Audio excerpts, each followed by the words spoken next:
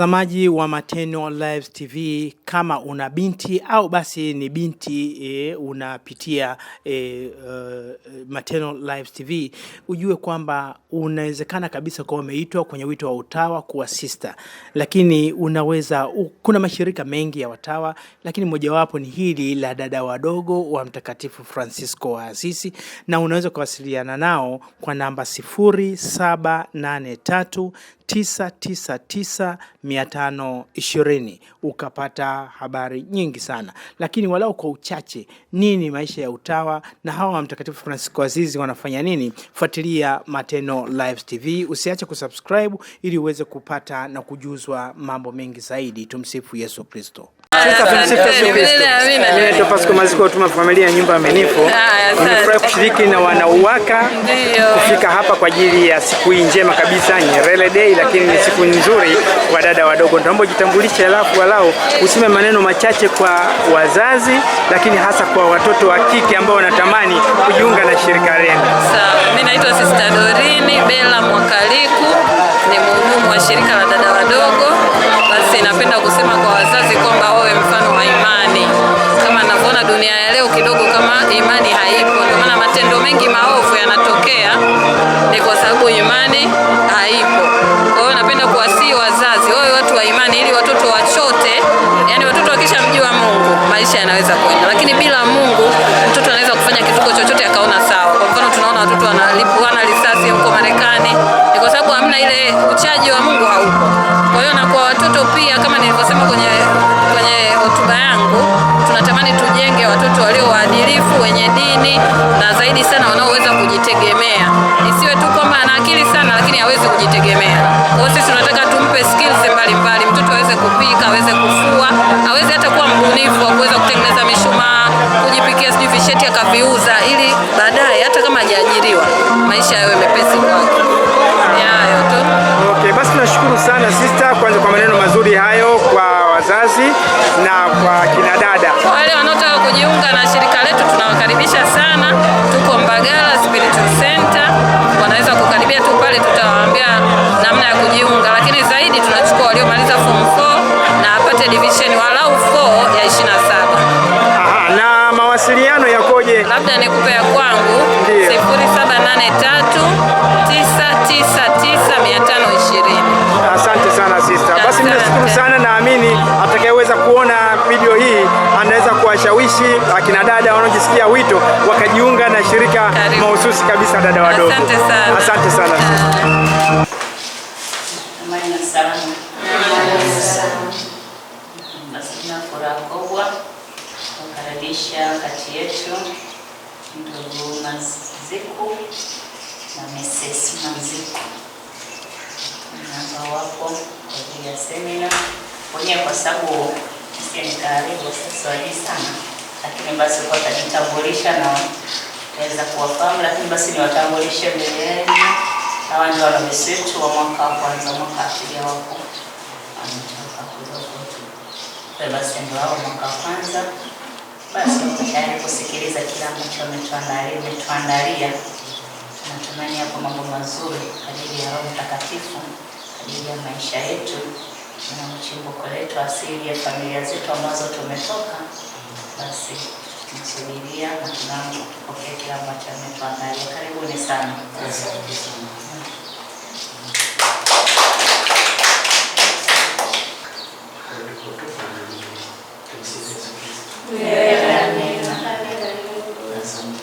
Basi kabla ya kuanza, basi tuanze kwa sala ili Mtakatifu aweze kutuangaza na kutuongoza katika yote ambayo tutajifunza na kushirikishana.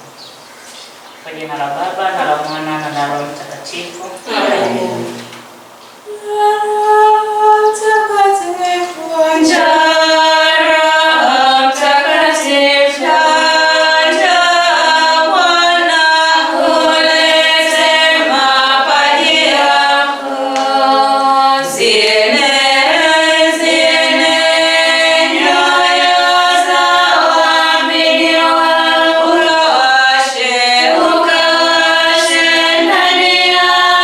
Amor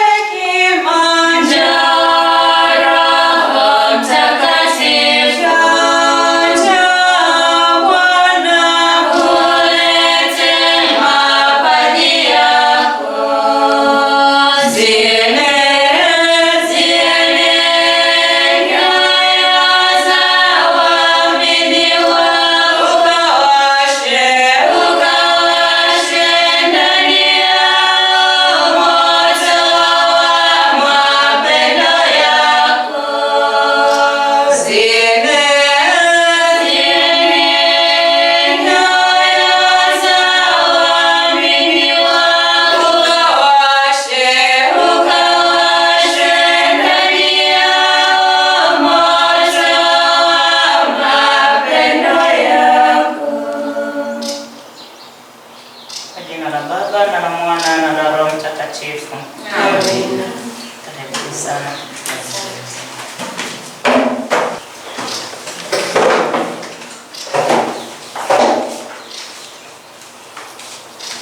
Amani na salama.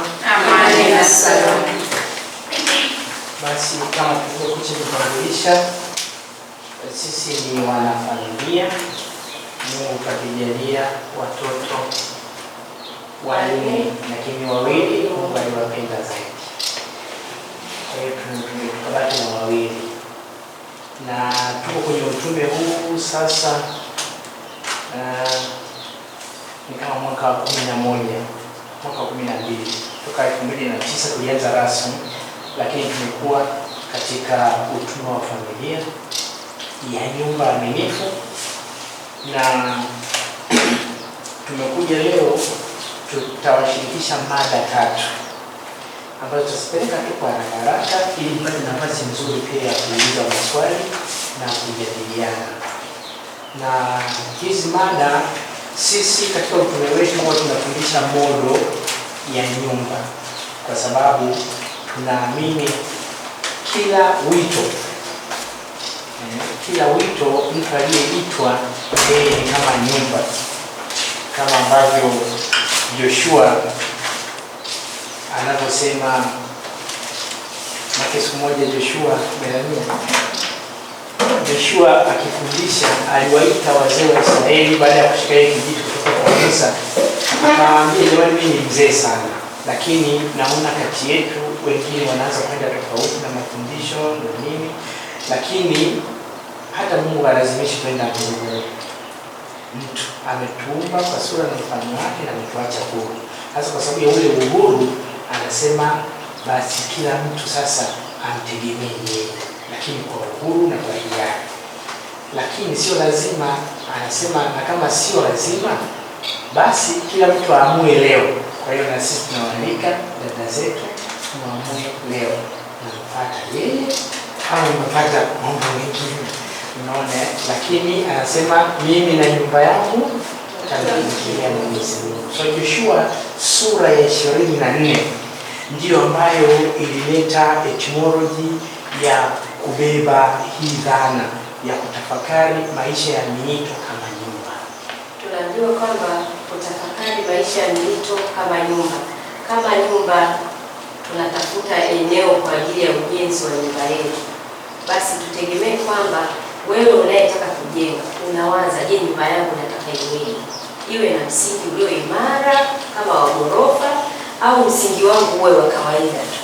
Lakini kama nimepata eneo na nimetafuta au nimejua namna gani ya kujenga msingi, nyumba ina milango, nyumba ina madirisha, nyumba ina kuta, lakini katika kila kimoja kinachosimama katika kila kimoja, tukisema ni mlango, tukisema ni dirisha, tukisema ni ukuta, kila mmoja una maana katika maisha ya nyumba, katika maisha ya maisha yetu, ya wito wetu wa kila siku, maisha yetu tunayoishi. Kwa hiyo kila eneo lina tafsiri yake, na ndio hiyo ambayo tutaitafsiri ili tujue namna gani pia ya kuweza kuishi au kuisimamia katika wito ambao ulipo au tulipo. Kila mmoja ajue namna gani kusimamia, na hapo ndio utajua mimi ni nani, au mimi nifanyeje, au hata nimepata changamoto yoyote katika wito, nisimamie, nijue ni kitu gani ambacho kinanilegeza, ili nijue namna gani ya kuweza kuinuka na kusonga mbele, kuimarisha au kumudu katika wito wangu.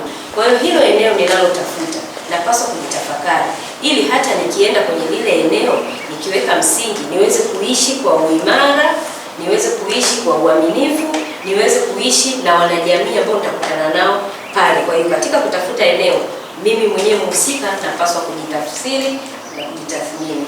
Kwa hiyo ndivyo anavyotuletea kwamba wito una anayeita, wito una mahali pa kutekelezea, wito una vitendea kazi, wito una muda, na wito una taratibu zake. Sasa kama wito kuna anayeita tunajua anayeita katika miito yote ni Mungu mwenyewe. Na wito kama una mahali pa kutekelezea, lazima utapelekwa mahali pa kutekeleza wito wako. Lakini wito tunaambiwa unavitendea kazi. Kwa hiyo utakuta kuna karama za Roho Mtakatifu, kuna mapaji ya Roho Mtakatifu, lakini kuna mazingira ya kufanya ile kazi. Na wito una wakati, maana kila jambo na wakati wake. Kwa hiyo wito una wakati, utakapokuja kukamilisha, umemaliza, unasema imetimia. Kama Bwana wetu Yesu Kristo msalabani anasema imetimia. Ndio wakati sasa wewe umeisha, umetimiza kazi yako, unapeleka mahesabu. Na wito ni sadaka. Sasa haya yote ukiyaweka katika tafakari, kwa hiyo tunaona kwamba tunaweza kutafakari maisha ya wito kama nyumba.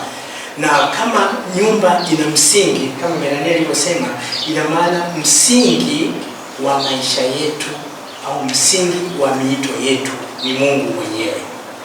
Kwa hiyo hapo kama ilikuwa ni msingi imara, msingi huu, msingi ulio imara ni Mungu mwenyewe ambaye anatuweka sisi. Maana tunaambiwa na sisi kama mitume au watu tulioitwa tumejengwa juu ya misingi ya mitume na manabii. Si ndio? Waefeso sura ya 2 aya ya 20 hadi ya 22. Kwa hiyo tukianzia hapo tunaweza kuona kwa sisi wote wabatizwa tumejengwa juu ya misingi ya mitume na manabii, na Kristo mwenyewe ndio jiwe kuu. Hivyo msingi wa wito wa kila mmoja mbatizwa unakuwa ni Mungu mwenyewe, ni Kristo Bwana wetu ambaye anatuita. Na ndio maana anasema mimi ndio nimewaita, hamjanichagua ninyi, mimi ndio nimewachagua. Na kwa vile msingi wetu ni Mungu, ndipo hapo ambapo tunaambiwa kwamba sisi kama Wakristo wabatizwa tunashiriki nafasi kuu tatu za Yesu Kristo. Kwa hiyo tunaposhiriki ofisi tatu ambazo Bwana wetu Yesu Kristo amezifanya, au kazi kuu tatu Bwana wetu ambazo amezifanya, tunaona kwamba kadiri ya mafundisho ya kanisa, ukisoma kwenye mtaguso wa pili, decree ya walei, mtaguso wa pili wa Vatikano namba 915 mpaka 920, tunasikia kumbe kila mbatizwa hasa anachota wapi ya mamlaka? Kwa Kristo mwenyewe. Hiyo decree namba 918 inasema kutoka kwa Kristo mwenyewe sisi kama wabatizwa ndio tunashiriki hizo ofisi zake tatu. Kwa hiyo kumbe ubatizo unatufanya tuwe wafuasi wa Kristo, wana wa Mungu na wa kanisa, achilia mbali kuvua utu wa kale na kuvaa utu upya, lakini tunafanya kuwa wafuasi wake na kuwa wanafunzi wake. Na zaidi sana tunafanya kuwa nuru na mwanga kwa watu wengine. Na kwa sababu hiyo tunapokuwa tunaona kwamba yeye ndio kama msingi, sasa tunaona kumbe Mungu ni msingi kwanza kwa sababu yeye ametuumba. Kwa hiyo Mungu ametuumba, Mwanzo 1:26 mpaka 28.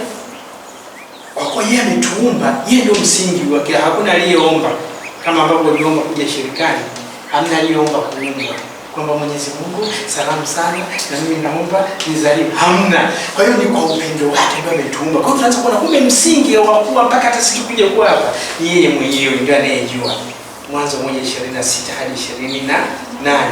Lakini kwa Yeremia, nabii Yeremia anatusisitizia, atuambia Mwenyezi Mungu ndio anayejua mipango. Kwa hiyo mpaka hata anatuumba anajua anachotuitia, anajua alichotuumbia, anajua nini tunataka kufanya. Yeremia sura ya 29 aya ya 11 hadi ya 15. Kwa hiyo unaanza kuona kumbe kwa sababu huyu ambaye ametuumba pasipo sisi, ina maana kuna kitu maalum ambaye ametutakia.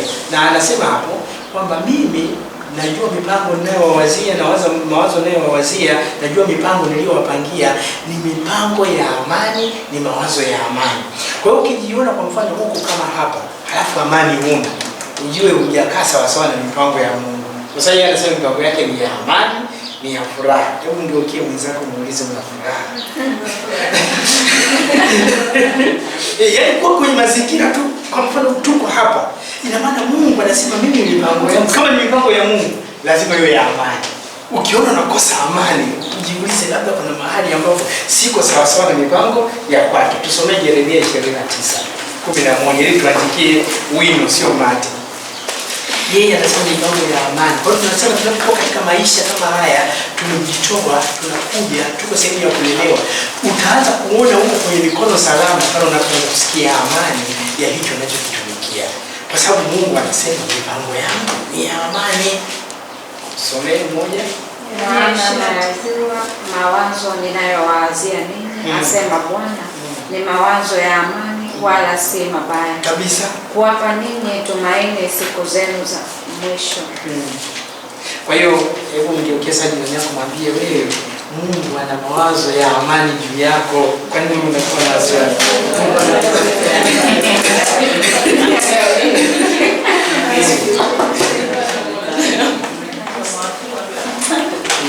Kwa mawazo ambayo anayotutakia. Kwa hiyo kila mmoja anapowekwa kwenye wito, tunatumaini kwamba Mungu yuko naye na anakaa miguuni mwake ili aweze kumtuma. Sasa kwa wakati unaofaa yeye, ndipo hapo amekuleta sehemu husika ili uweze kumtumikia kwa wakati unaofaa. Na tutaenda tu haraka haraka, tunasema ili nyumba hata hii tulimo humu utaiona ina kuta lakini ina nguzo ambazo zimeshika hizi, alafu ndio ikajengwa kuta zikachukua vizuri. Sasa huwa kuna nguzo 5. Kama ingekuwa ni nyumba ya msonge, utakuta katikati kuna nguzo kubwa. Hii nguzo kubwa huwa tunasema ni Mungu mwenyewe. Hiyo ndio inayoshika jengo lote. Halafu kutakuwa na nguzo zingine za pembeni. Hizi nguzo za pembeni ndio kama hizi ambazo tuko nazo sisi. Na maana katikati yetu yu Mungu mwenyewe. Msingi imara, nguzo imara kwa ajili ya maisha yetu. Na katika hatua zote za ujenzi, tutaona kila hatua lazima Mungu atakuwepo. Hizi nguzo zetu nyingine 4 zinakuwa saidizi kwake kwa sababu yeye ndio mweza wa kila kitu. Umeona? Kwa kama kuna nguzo, ina maana ya kwanza ni Kristo mwenyewe. Maana kama tumejengwa juu ya misingi ya mitume, Efeso 2:20 mpaka 22, tumesema kama tumejengwa juu ya misingi ya mitume na manabii, na Kristo ndio jiwe kuu la msingi. Kwa hiyo yeye ndio anayetushika.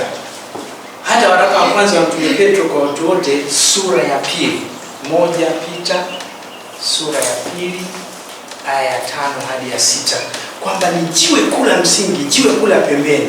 Kwa hiyo tunaambiwa yeye ndio anayetushika. Kwa hiyo huwezi kufanya chochote bila huyu Yesu.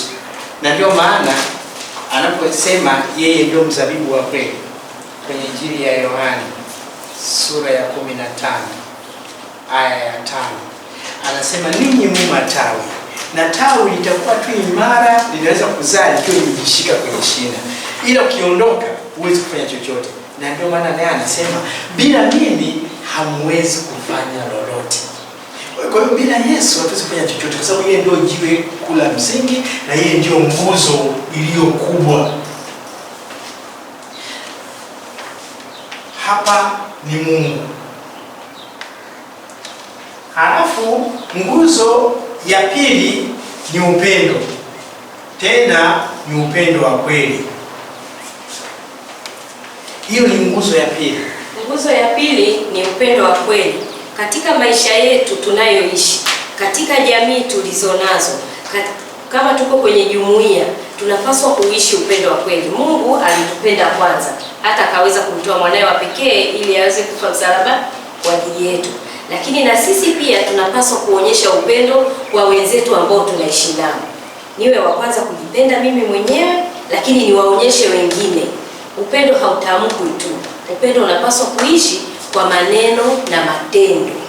Kwa hiyo napaswa kumwonyesha mwenzangu upendo ili na yeye aweze kuona thamani ya uwepo wangu, ili na yeye aweze kuona kwamba huyu kweli ananipenda na mimi pia niweze kumrudishia upendo. Na upendo huo Kristo mwenyewe ametuonesha. Ndio maana tunaambiwa maisha ya Kristo, yeye mwenyewe kajitoa sadaka.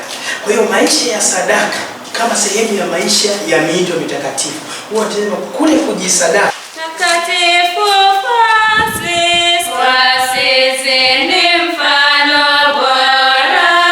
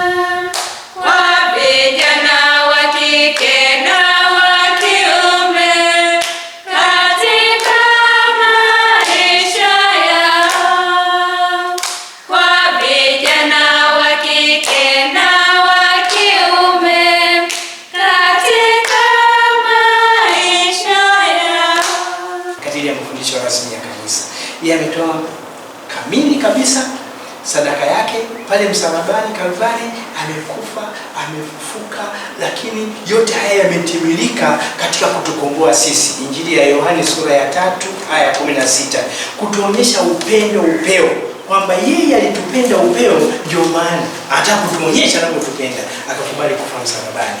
Kwa hiyo Injili ya Yohane sura ya 3 aya 16 ndio hiyo inayotuonyesha kwamba kweli Kristo amekuja kutuonyesha pale tulipokuwa hatujiwezi.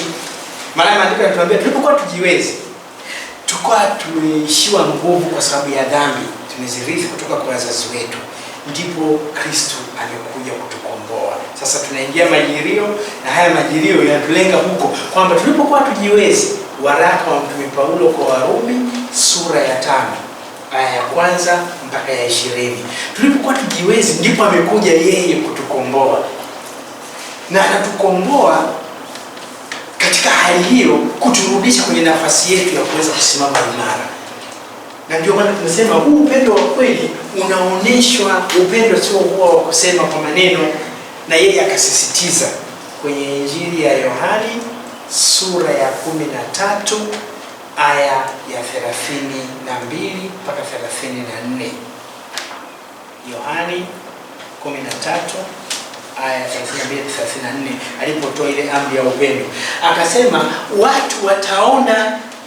Yaani hilo ndio analosisitiza Melania, anasema sio kusema tu kwamba mimi nimwambia Melania, unajua Melania nakupenda, alafu yale ya upendo haisionyeshe. Anasema haisaidii, maneno matupu hayavunji mfupa. Sasa Kristo akasema watu wataona mnavyopendana, watasema kweli hawa ni wafuasi wa Kristo. Lakini pia tunaishi pamoja. Tukiangalia Wakorintho wa kwanza sura ya 13, ije na wewe upendo wangu na uonyeshaje kwako na upimaji. Kwa mfano dada, naomba mmoja afungue Wakorintho wa kwanza sura ya 13 ili tuweze kuona katika jamii yetu tunapoishi hapa. Nikitaka kuona mwenzangu ninaishi naye vipi, nipime upendo wake. Nimeona mwenzangu leo nimeamka na muona ndivyo sivyo. Tunaweza kupimanaje hapo? Hata kujipima mwenyewe, hata kujipima wewe mwenyewe. Sehemu ambayo imeandikwa upendo tusome pale, lakini sehemu ambayo itakuwa imeandikwa upendo uweke jina la mwenzako, au unaweza kuweka jina lako. Anza aya ya 4. Anza aya ya 4. Sura ya upendo, kuvumilia. Sasa pale kwenye upendo weka jina lako. Unaitwa sister nani? Angelina. Mwanza. Nitaje jina lako. Angelina kuvumilia, kufadhili. Angelina hausudu, hatakabari, hajivuni, hakosi kuwa na adabu, hatafuti mambo yake, haoni uchungu, hahesabu mabaya, hafurahii udhalimu. Soma aya 13.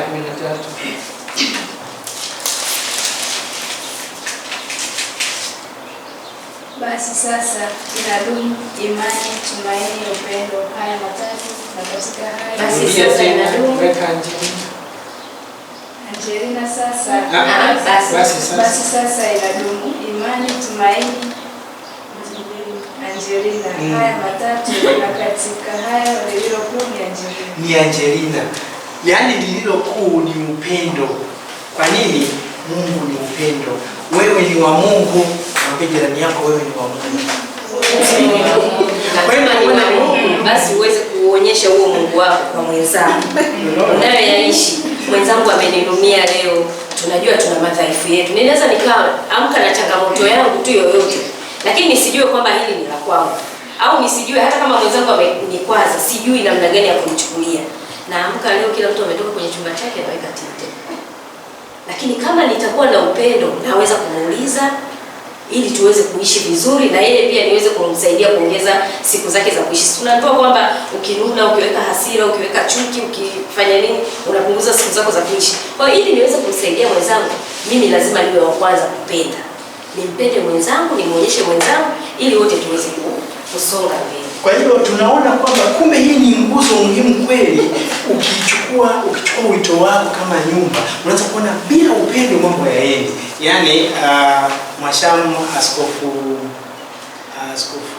nani wa Msimbe, yeye amesema upendo watosha. ni kweli upendo watosha, kwa sababu huu ndio unaodumu.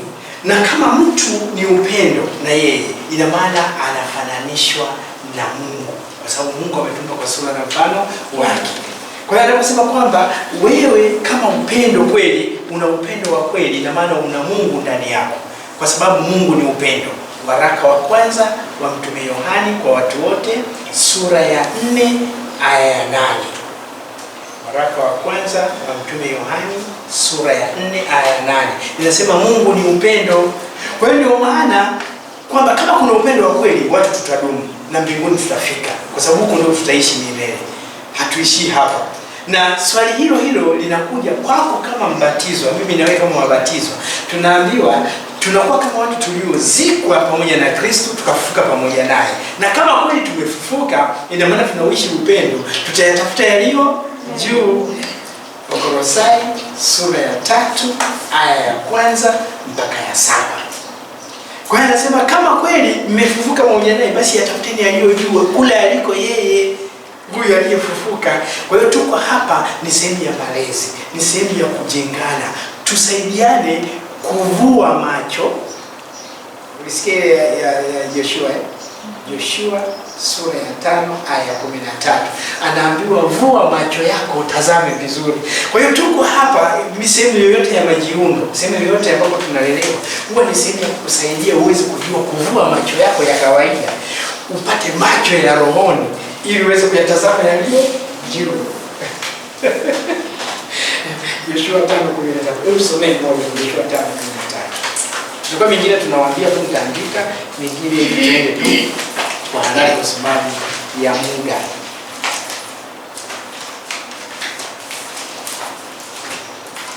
Kwa hiyo sehemu yoyote ya malezi huwa ni sehemu ya kukusaidia kuyavua macho yako ya kawaida, ili uweze kupata macho ya rohoni ya kuweza kuona sasa, kuona mambo makuu ya Mungu na uweze kuwa shuhuda wa matendo makuu ya Mungu. Vinginevyo unaweza usione.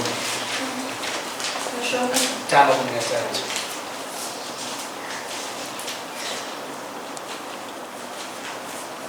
Ikawa hapo Yoshua alipokuwa karibu na mji wa Yeriko, akavua macho yake na kuangalia. Akavua macho yake na kuangalia. Sasa mtu tafakari ya watu wenzetu wa elimu ya uzima ya milele, wana tauhidi, wanaomba kuvua macho. Ina maana kuna ile hali ya kikawaida ya kibinadamu. Lakini ukianza kwenda kwenye maisha ya kiroho, haya tunaishi ni maisha ya kiroho. Kwa hiyo huwezi ukawa unaishi maisha ya kiroho alafu una macho ya kimwili. Unatakiwa na macho ujitahidi aanze kwenda ya kiroho. Hivi kwa nini niko hapa? Mimi nimependelewa sana. Wangapi kwa mfano waliomba pengine hawajaja kwenye shirika leo. Lakini wewe nani yani? Kwa mfano, yani mpaka ukawa hapa. Ina maana Mungu, yani kuna upendeleo fulani. Ndio maana wanasema mtu kuwa mpendelevu, ina maana Mungu kwa upendeleo fulani anakuambia mwanangu njoo, nenda. Halafu nenda pale utapata taarifa zangu, kwa sababu tunachotaka tumjue vizuri Mungu. Nguzo ya 3 tumeona, nguzo ya kwanza ni Mungu, nguzo ya pili upendo wa kweli, lakini nguzo ya 3 ni uaminifu. Wito wowote unahitaji uaminifu. Nitakapokuwa mwaminifu mimi mwenyewe, nitajithamini, nitajiamini. Nitakapokuwa mwaminifu mimi, nitamwamini na mwingine, na nitathamini pale tulipo kwa pamoja, ili tuweze kuyajenga maisha yetu ya wito, tuweze kusonga mbele. Upendo wetu tunaoishi utatufanya sisi tuweze kuishi kwa uaminifu, tushikane mkono ili tuweze kuijua ile kweli. Kwa hiyo tunasaidiana kwa uaminifu katika maisha tuliyoyachagua. Kadiri ya sheria ya kanisa, mashirika ya kitawa, ukisoma sheria ya kanisa kanuni namba 607 ibara ya kwanza na ya pili, inayoongelea juu ya maisha ya mtawa, kwamba huyu kwanza ni kielelezo cha maisha ya mbinguni, huyu mtawa. Lakini hawa watawa wana sheria zao, wana taratibu zao, wana kanuni zao, wana katiba yao, wana utaratibu wao. Hivyo basi mtu akiwa mwaminifu katika kuishi hivyo, atakuwa na furaha ndani ya maisha yake. Kwa sababu uaminifu unakuwa uaminifu kwanza, mwaminifu kwa Mungu ambaye ameniita. Kwa hiyo namrudishia shukrani Mungu. Na mzaburi kaweka vizuri kabisa, labda tuisome hiyo Zaburi. Zaburi ya 50 aya ya 14. Mzaburi anaiweka hii, anasema nitamshukuru Mungu kwanza katika hiki ambacho amenijalia, lakini kwa kushika nadhiri zangu. Kwa hiyo nitakuwa mwaminifu, nitashika nadhiri zangu kuonyesha kwamba kweli Mungu ninakushukuru kwa kunichagua mimi kati ya wengi, labda kati ya wasichana wengi ambao pengine waliomba au wengine hata wanatamani hata wajua hata wafanyaje, lakini mimi umeshanichagua tayari, nipo kwenye shirika, niko nalelewa, nataka nijifunze vizuri zaidi kanuni, taratibu, maisha yenyewe haya ya kiroho ya huku, halafu basi niendelee kukutumikia katika maisha haya. Kwa hiyo nakushukuru, kwa hiyo nakuwa mwaminifu. Tusome Zaburi ya 50 aya 14. Mtolee Mungu dhabihu za shukrani, mtimizie aliye juu nadhiri zako. Kwa hiyo kutimiza ni kuonyesha kwamba unakuwa mwaminifu katika hicho nadhiri zako. Na tutaenda tu haraka. Nguzo ya 4 ni mawasiliano. Mawasiliano thabiti. Mawasiliano yetu, tunaambiwa mawasiliano thabiti. Mawasiliano yetu, kwanza tunapaswa kuwa na mawasiliano, tunapaswa kutengeneza pembe tatu. Mawasiliano yetu yanapaswa kuanzia na Mungu kwanza, alafu mimi na wenzangu ninaoishi nao katika shirika, katika jamii husika. Kwa hiyo mawasiliano yangu ya kwanza, Mungu kwanza. Ninapoamka asubuhi, katika jambo lolote napaswa kuwasiliana kwanza na Mungu, alafu niweze kumshukuru, niweze kumuomba tena na kuweza kusonga mbele katika yote. Na Mungu nawasiliana naye vipi? Sala.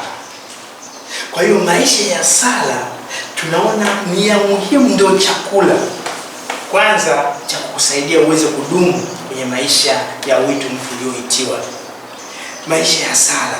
Sala, kusali ni kumwinulia Mungu moyo kwa kumsifu, kumshukuru, kumuomba na kumridhisha. Malaika wa Bwana alimpasha habari Maria, naye akapata mimba kwa uwezo wa Roho Mtakatifu. Salamu Maria, umejaa neema, Bwana yu nawe, umebarikiwa kuliko wanawake wote, na Yesu mzao wa tumbo lako amebarikiwa. Maria mtakatifu, mama wa Mungu, utuombee sisi wakosefu, sasa na saa ya kufa kwetu. Amina. Ndimi mtumishi wa Bwana, nitendewe ulivyonena. Salamu Maria, umejaa neema, Bwana yu nawe, umebarikiwa kuliko wanawake wote, na Yesu mzao wa tumbo lako amebarikiwa. Maria mtakatifu, mama wa Mungu, utuombee sisi wakosefu, sasa na saa ya kufa kwetu. Amina. Neno wa Mungu akatwaa mwili akakaa kwetu. Salamu Maria, umejaa neema, Bwana yu nawe, umebarikiwa kuliko wanawake wote, na Yesu mzao wa tumbo lako amebarikiwa. Maria mtakatifu, mama wa Mungu, utuombee sisi wakosefu, sasa na saa ya kufa kwetu. Amina. Utuombee mzazi mtakatifu wa Mungu, tujaliwe ahadi za Kristo. Tuombe. Tunakuomba Bwana, utie neema yako mioyoni mwetu, ili sisi tuliojua kwa maelezo ya malaika kwamba mwanao amejifanya mtu, kwa mateso na msalaba wake tufikishwe kwenye utukufu wa ufufuko. Tunaomba hayo kwa njia ya Kristo Bwana wetu. Amina. Raha ya milele uwape Bwana, na mwanga wa milele uangazie. Marehemu wote wapumzike kwa amani. Amina. Pumziko la milele uwape Bwana, na mwanga wa milele uangazie. Marehemu wote wastarehe kwa amani. Amina. Kwa jina la Baba na la Mwana na la Roho Mtakatifu. Amina. Asante.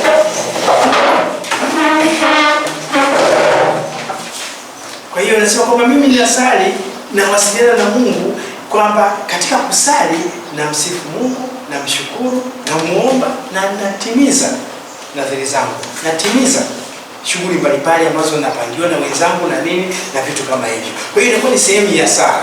Walatini wanasema labora es orare, kwamba kufanya kazi ni kusali pia. Kwa hiyo hata shughuli mbalimbali nazifanya na nini, inakuwa ni sehemu ya sala. Kwa hiyo mawasiliano yangu na Mungu ya kwanza kabisa ni maisha ya sala. Lakini mawasiliano yangu pia na wenzangu, nahitaji kuwasiliana na wenzangu, wakubwa wangu, wenzangu nao naishi nao, wafanyakazi, majirani na wengine. Napaswa kuwa na mawasiliano mazuri, na mawasiliano hayo ni sehemu ya uinjilishaji. Maana yake kuwasiliana, hata kumsalimia tu mtu ni sehemu ya uinjilishaji. Hivyo mawasiliano yangu mazuri nakuwa ni sehemu ya kushuhudia kwamba mimi ni Mkristo. Kwa hiyo nipo hapa kwa ajili ya kupeleka taarifa kwa wengine, kama alivyofanya mama yetu Bikira Maria. Ameenda kumtembelea Elizabeti, kaenda kamsalimia, akajazwa na Roho Mtakatifu. Injili ya Luka sura ya 1 aya 39 mpaka ya 53. Na kijiji kizima wakafurahi kwa sababu ya salamu. Alisema ngoja kamsalimie Elizabeti, alikuwa mjamzito wa Yohane Mbatizaji. Alipoenda ile salamu. Kwa hiyo yale mawasiliano na wenzetu yanaleta furaha. Ni sehemu ya uinjilishaji, ni sehemu ya kumpeleka Kristo kwa wenzetu. Hivyo unaponuniana, kwa mfano unapokuwa msalimiani au unakuta mwingine nini hivi, unakuwa na hasira na nini, unakosa kumpeleka Kristo kwa sababu hata Kristo yeye watu wengine wanamchukia, lakini alikuwa anapelekea tu upendo, amani kwenu. Kwa hiyo watu watakuwa na amani kutokana na salamu zako unapowapelekea, maneno yako unayowaambia, kauli zako, ushauri wako na kadhalika. Kwa hiyo kwenye mawasiliano ndio unaweza kukuta kuna matendo ya huruma ya kiroho. Kwa mfano, ushauri kwa wengine. Kuna matendo 7 ya huruma ya kiroho, lakini mojawapo ni ushauri kwa wengine. Kwenye mawasiliano pia kuna uvumilivu, kuwavumilia wasumbufu. Kuna wengine ni wasumbufu. Kwa hiyo unapowavumilia, lazima ni matendo ya huruma ya kiroho. Yaani kuna mwingine kabisa unaona, yaani kabisa huyu, yaani kama nimejua, yaani kama kuna pia wito ni huyu. Kwa hiyo unavumilia, ni sehemu ya matendo ya huruma ya kiroho. Unaona, kuvumilia, lakini pia kuwashauri wengine na kuwafundisha. Anasema kuwafundisha, anatumia neno gumu kidogo, kufundisha wajinga. Wapo wengi wajinga. Sasa unapomfundisha, unapomwelewesha akamjua Kristo, basi huyo umefanya jambo lako zuri. Lakini sehemu ya 5 na ya mwisho ni kuheshimu na kutunza uhai. Tuko pamoja, tunaishi pamoja, tunapaswa kuheshimiana kwa sababu sisi sote tumeumbwa kwa sura na mfano wa Mungu. Kule kwenye mawasiliano, kama tutawasiliana vizuri, basi hata kwenye kuheshimiana na kutunza uhai, nitajua mwenzangu leo ameamkaje, labda ana homa, anashindwa kuwakilisha ujumbe wowote, ninaweza kujua namna gani ya kuweza kumsaidia. Kwa hiyo tunapaswa kuheshimiana kwa sababu sisi ni sura na mfano wa Mungu, lakini tunapaswa pia kutunzana kiafya kwa kusaidiana kwa pamoja. Lakini pia tunapaswa kumtii kila mmoja. Kila mmoja ana umri wake, kila mmoja anatoka kwenye jamii yake, lakini tumekutana hapa, lengo letu wote ni moja, kwamba nataka niweze kuishi wito wangu. Nikimtii mwenzangu, nitamheshimu, nitamtunza, nitamthamini. Ndio hapo nitakapoweza kuonyesha upendo, hapo nitakapoweza kuishi uaminifu na kuwaamini wengine pia. Kwa hiyo kila nguzo inategemeana. Na ni kufanya lingine, utaliona lingine la thamani. Na anaposema ameandika kwamba kila nguzo zinategemeana, ni ya muhimu. Ukiziishi kama zilivyo, ukafuatilia, unaanza kuona unakuwa imara, kwa sababu nguzo ndio zinashika wito wako. Yaani nguzo yetu tu ikilegea hapa. Kwa hiyo kwa mfano, labda tunasema tunaweka nadhiri, usafi wa moyo, utii, si na nini. Unajua tu sisi watu kisikia, tunajua tu hapo ni nguzo moja hapo. Hii nguzo ni ya muhimu, ni maisha ya utawa, maisha ya wito wote. Utii. Kwa nini utii? Kwa sababu dhambi huwa inaingia kwenye kiburi. Yaani mtu akikosa utii, na ndivyo ilivyoingia hata kwa Adamu na Eva. Kiburi, tutii nini? Yaani shetani anakuja anasema, eti Mungu alisema msile matunda yote, anasema hamna. Atuambia tunaweza kula matunda mengine, lakini tunda la mti wa katikati ndio tusiguse hapo. Anasema Wapi bwana? Yule mimi nimesoma naye. Anajua tu mkila hili utakuwa sawa na yeye. Kwa hiyo kiburi kwamba na mimi atakuwa sawa na yeye.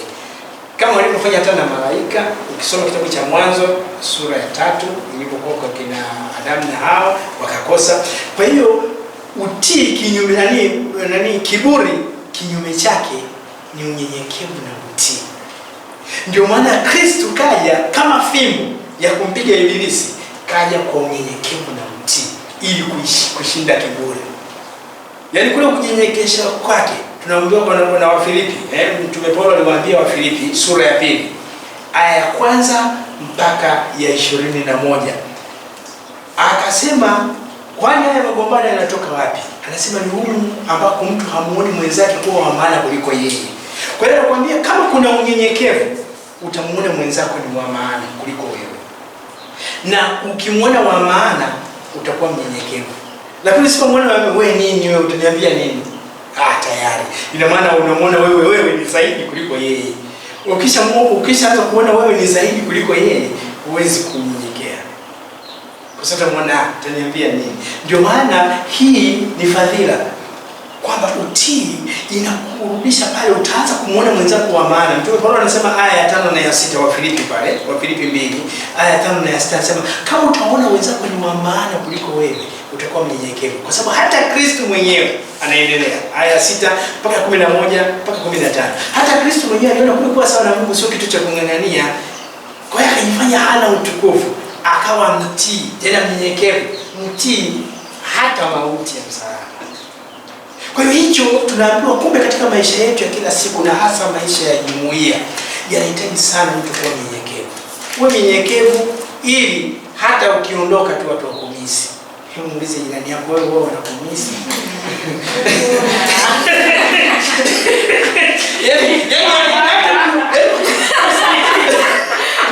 Wakumisi asema ni huyu. Unaona? Kumbe ni sehemu hiyo, kwa sababu wanaona kabisa wewe unawathamini, unawapa nafasi yao, na wewe unajua kabisa mimi ni mtumishi wa kweli. Tumsifu Yesu Kristo. Sasa hizi ni nguzo, lakini nguzo tunasema hizi nguzo zinasaidia sasa ili kuipa nyumba thamani. Thamani ya nyumba inaongezwa na kuta. Kwa kama kuna thamani kwenye maisha ya wito, kuna kuta. Hizi kuta ndio zinatusitiri, tunajiona tuko salama. Ukiwa chumbani kwako nini unaweza toka jiachia, yani huna shida. Unaona niko salama, umepita na mlango wako, yani kuta. Kwa hiyo kama kuna kulindwa, kama kuna ulinzi wa wito, tunasema uko pia kwenye kuta, na kuta ziko 5. Umeona Unaona kama hivi hapo ukiweka bimu, sawa? Bimu alafu ukapaua utakuta ukuta wa kwanza, wa pili, wa 3, wa 4 na huo unaokuja kuweka na kutungilia. Hizi kuta 5. Ukuta wa kwanza ni Mungu mwenyewe. Ukuta wa kwanza ni Mungu mwenyewe, lakini inajirudia katika sehemu zile ambazo tumeziongelea zote. Tumesema kila hatua tutaona kwamba Mungu anaanza kwanza katika ujenzi wetu wa nyumba. Lakini ukuta wa pili ni wenzangu ninaoishi nao. Tumeona kwenye hizi nguzo kwamba kila kitu ninafanya mwenyewe, lakini niwafikirie na wengine. Ninafanya mwenyewe, lakini napaswa kuishi kwa sababu naishi na wengine ili wao waweze kunijenga na kuinua. Kwa hiyo ukuta wa pili ni wenzangu ninaoishi nao. Ninaishi nao vipi? Ninachukuliana nao vipi? Tunanyanyuana na kushikana mkono namna gani? Yaani kama wanakulinda, kama kuna kulindwa, amesema ni Mungu, lakini wenzako pia kama ukuta wa pili. Yaani wenzako ndio watatetea wito wako. Wenzako ndio mtakuwa mnashikana, tunatembea pamoja. Umesikia kuna sinodi ya maaskofu. Kwamba ushirika, shiriki na misionari. Kwa hiyo ule ushirika, communion ni hiyo, inawasaidia mnakuwa na ukuta imara. Maana anasema umoja ni nguvu. Kwa hiyo kule kushikana, kama kuna kuwekwa imara ukawa na maisha ya thamani, moja wapo ni uwe na Mungu. Halafu la pili uwe na hao wenzako, mmeshikana. Kwa hiyo mkisambaratishana ninyi kwa ninyi, unajikuta unaanza kulegea. Kwa sababu sioni hata thamani ya maisha yangu kwa sababu wenzangu wameniacha. Unajisikia lonely, unaanza kujiona kabisa yani kwamba, lakini kumbe kama mmeshikana ina maana inawafanya mwe imara zaidi. Mungu anasema ukisoma kitabu cha Isaya sura ya 43 aya ya kwanza mpaka ya 5 na ukasoma mwingine tuandalie Isaya 49 15 mpaka 18. Soma Mungu hapo. Isaya 43 1 mpaka 5 na 49 15 mpaka 18. Lakini sasa Bwana aliyekuruka, Yakobo, yeye aliyekuumba, Israeli asema hivi, usiogope. Unaitwa sister nani? Dada Justa. Sister? Justa. Justa. Sasa badala ya Israeli, badala ya Yakobo, sema Justa. Lakini sasa Bwana aliyekuruku, Justa, yeye aliyekuumba, Justa asema hivi, usiogope. Unaogopa? Ndio, sasa. Sasa anakuambia usiogope, endelea. Maana nimekukomboa, nimekuita kwa jina lako, wewe wangu. Justa. Yani wewe ni wa Mungu. Kwa hiyo kwanza hilo ujue kama mimi ni wa Mungu, why should I worry? Kwa nini niogope? Unaona? Kwa hiyo ndio maana unakuta sisi wengi watu tunakuwa na wasiwasi, tunakuwa na uoga kwa sababu tunajiuliza mimi sijui hata itakuwaje. Sasa mimi ni wa Mungu, na kama ni wa Mungu, anasema Mungu akiwa upande wetu. Warumi sura ya 8 aya 31.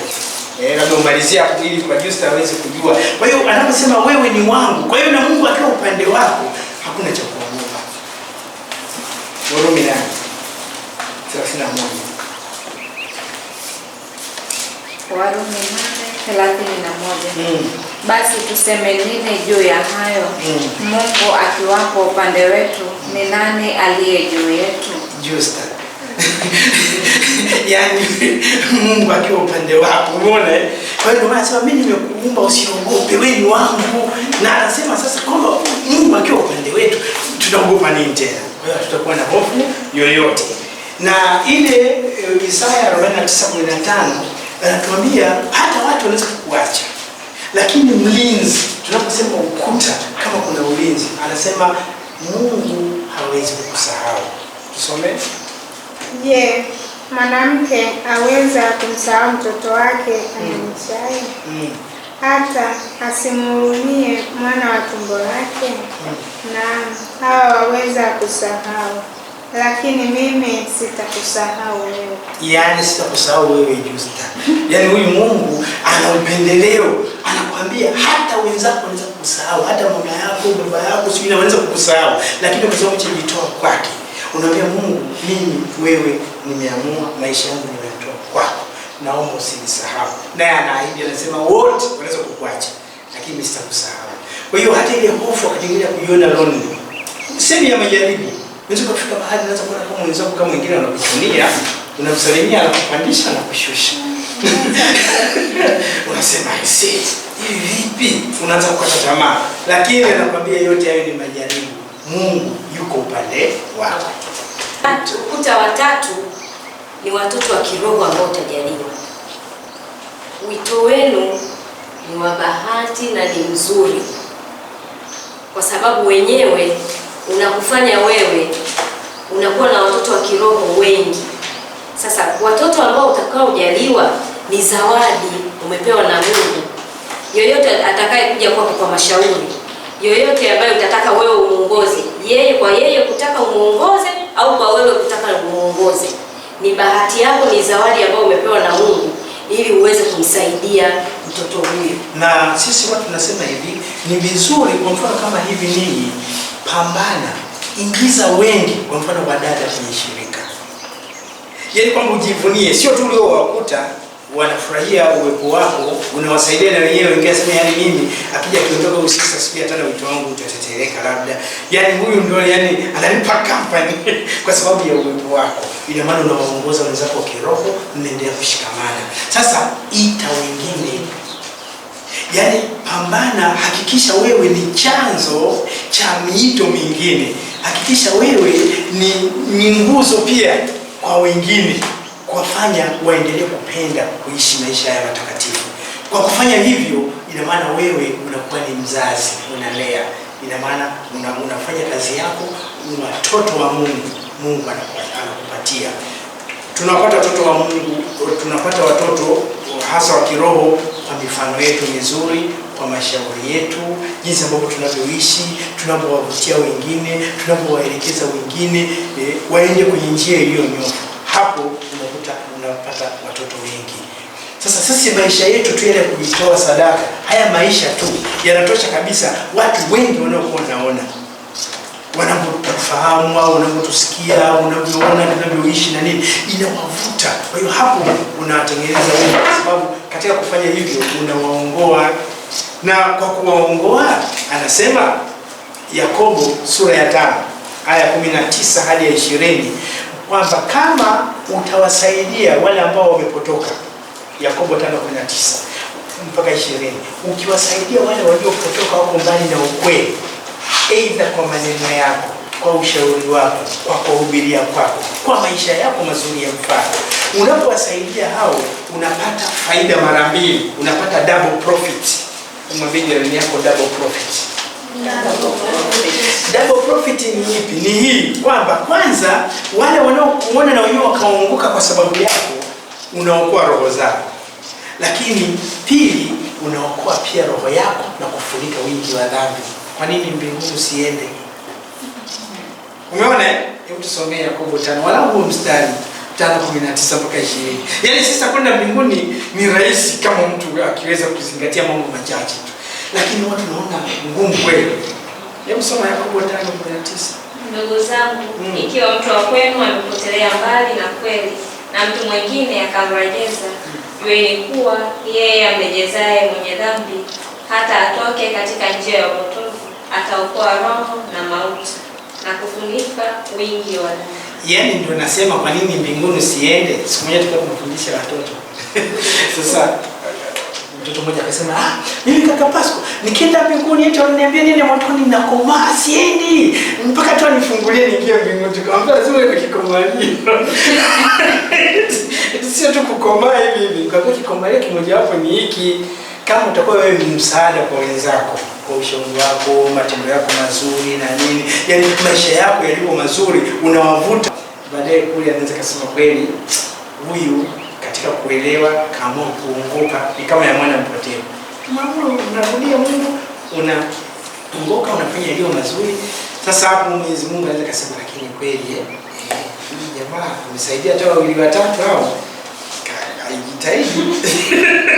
Basi unaweza kuponea majogoo na kwambia haya ingia katika uzima wa milele. Tusifu Yesu Kristo. Kwa hiyo huwa haina kila jambo na wakati wake. Unaweza kukuta naishi maisha mabaya lakini baadaye ukishasikia ndio maana unaambiwa leo. Si ndio? Na Mzaburi 95 anasema leo kama ukisikia sauti. Si ndio? Ibrania 3:7 leo tusomee dada. Ibrania 3:7 mwingine asome Zaburi ya 95 aya 5 mpaka 7. Ibrania sura ya 3 aya 7 mwingine asome Zaburi ya 95. Waebrania sura ya 3 aya 7 mpaka 9. Kwa hiyo kama anenavyo Roho Mtakatifu, leo kama mtasikia sauti yake. Lini? Leo. Sawa eh? Kwa hiyo hapo unaposikia unaamua sasa mimi ngoja nianze. Huwezi kujua unaweza kufa kesho, afu ukatetea leo tukasema jana mimi nimesikia nikaanza kuyafanyia kazi hata na madhambi yangu mimi nataka niyapotezee. Yaani unakoma hapo unashangaa mbinguni unaenda. Kwa sababu umesikia na ukaamua kufanya kazi. Zaburi ya 95. Ingekuwa heri leo msikie sauti yake, msifanye migumu mioyo yenu kama vile huko Meriba, kama siku ya Masa jangwani. Neno la Bwana utaendelea kusoma. Alafu kumeandika. Basi ndio hivyo anapotuambia hapa Melania ukuta huo wa muhimu kabisa. Ukuta mwingine ni kazi. Tunaambiwa asiyefanya kazi na asile. Kwa kila mmoja wetu anapaswa kufanya kazi sehemu yoyote uliyopo na kazi yoyote inayokujia. Hatupaswi kuchagua kazi kwenye mazingira tunayoishi, kwa sababu pia tunaambiwa katika kufanya kazi tunasali pia. Kwa hiyo tufanye kazi, kwa sababu kazi zinatusaidia kutegemeza eneo tulipo, jumuiya tulionayo, inatufanya pia kupendezesha mazingira, kuwezesha, kama ni kazi ambayo inaingiza kipato, inasaidia kuwezesha kuingiza kipato ili tuweze kukitegemea kile kipato kwa jamii. Na Wathesalonike wa pili Paulo aliwaandikia waraka wake wa pili wa Wathesalonike sura ya 3 aya 8 mpaka ya 12. Ile aya ya 10 ndio akasisitiza akasema, jamani, asiyefanya kazi na asili. Akasema wako wengine wanajishughulisha na mambo ya wenzao. Yaani ni maneno kusengenya kwenye hivi. Yaani wenzake yeye ndio afanye vizuri. Wenzake kile wanachokifanya ni kibaya tu. Hana appreciation. Yaani yeye ni hivi. Anasema kaa kuhangaika na mambo ya wengine. Lakini kumbe tunapofanya kazi zote tunazozipanga kwa ajili ya maendeleo, labda shirikani, maendeleo labda yetu ya kiroho, maendeleo labda ya kimwili, maendeleo ya mazingira yetu, nini, kupata chakula, yaani shughuli zote tunazozifanya zinatuweka karibu zaidi na Mungu, zinatuweka karibu zaidi pia na wenzetu, kwa sababu kazi ni uhai na kazi pia ni afya. Unaona, kwa hiyo tunapofanya kazi zetu kwa bidii kabisa, na huwa inapunguza pia mawazo mabaya. Unapofanya shughuli zake, labda anamwagia bustani, labda anapika, na kabisa mchuzi usiungulie, chumvi isizidi. Yaani yale mawazo ninawaza chumvi isizidi, ikichakula kitamu, kizuri. Yaani pale unafanya kazi yako. Ndio maana anasema labora est orare, kwamba kufanya kazi ni kusali. Kwa hiyo na yewe tunasema utakusaidia kukulindia wito wako ukiwa mtu mchapakazi. Na mtu mvivu ni mzizi wa dhambi. Galatia sura ya 5 aya 19 mpaka 21. Uvivu ni mbaya sana. Utaanza kuwaza mambo nini, unasikia kulala na uchovu unakuja. Kwa sababu si uvivu. Unasikia na uchovu kabisa, unaona nilale tu, nifanye hivi. Kwa hiyo unakaribisha matatizo ukiwa mvivu, uchape kazi. Lakini ukuta mwingine wa mwisho ni wengine. Sisi mko kama jumuiya hapa. Tumeangalia ukuta wa 3 wenzako unaoishi nao. Lakini kuna wengine, labda ni mashirika mengine au wanovisi wengine kutoka mashirika mengine, hata wao mkipata taarifa zao, hata wafanyakazi tu, hata wafanyakazi unapata taarifa zao, unapaswa kuzisikiliza, kuzipima, kama ni za kusaidia unawasaidia, kama ni za kushauriana ili kuweza kujengana, mnasikilizana ili kuweza kujengana katika jamii yetu. Kwa hiyo tunaishi na wengine pia ambao tupo kwa ajili ya kuwainjilisha. Maana tumebatizwa, tumetumwa. Na wakuhubiria ndio hawa hata wengine. Tumsifu Yesu Kristo. Amen. Kwa hiyo tutaenda haraka hapa, tunamalizia ili uweze kuona, yani huyu ni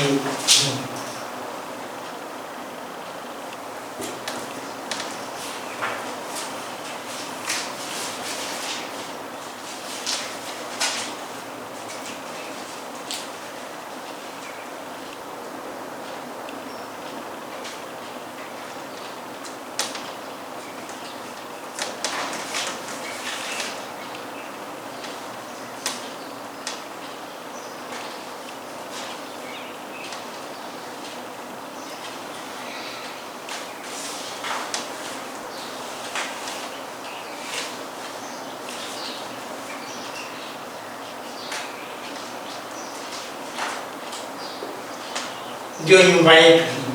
Sasa tunasema kuna mlango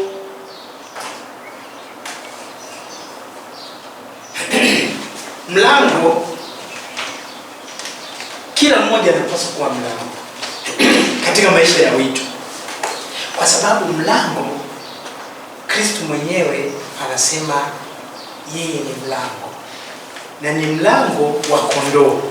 Hivyo katika maisha ya wito wote, wewe unatakiwa kuwa mlango wa kondoo. Wale wengine ambao ni wana wa Mungu, ikiwezekana wapite kupitia wewe, waingie mbinguni,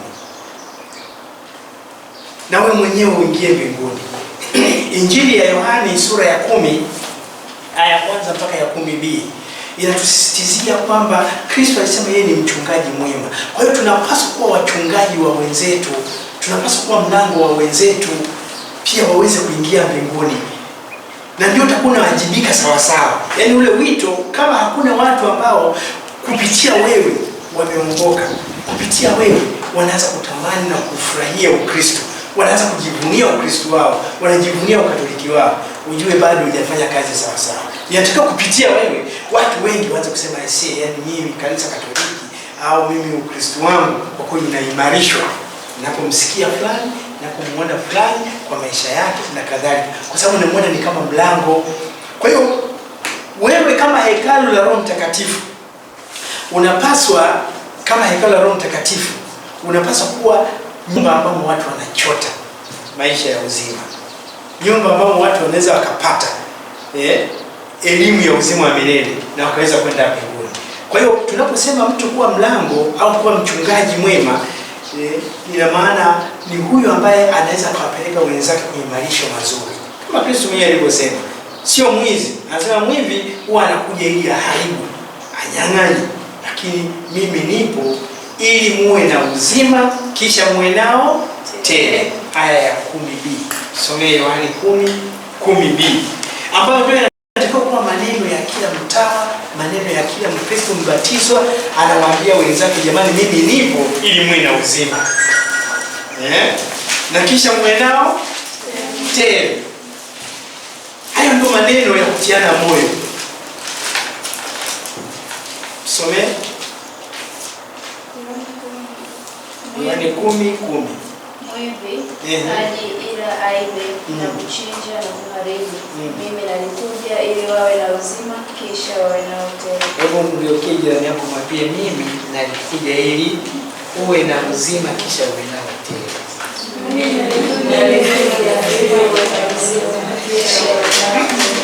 Kabisa. Kwa sababu kama upo ili wenzako wawe na uzima, kwa nini ukutupe? Mtu sakutaka kuthamini.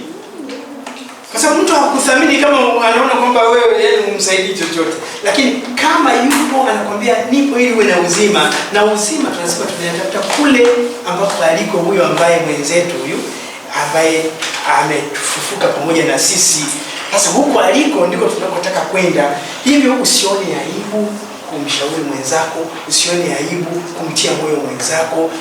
Huwa kuna ile hali ya kumezeana na Mungu kaa kimya, labda mwenzako anafanya mabao na sasa kimshauri sio ataonaje. Mshauri tunamwambia na kwa maisha tuliyochagua sisi, haya maisha sio, lakini haya ndio sawa sawa.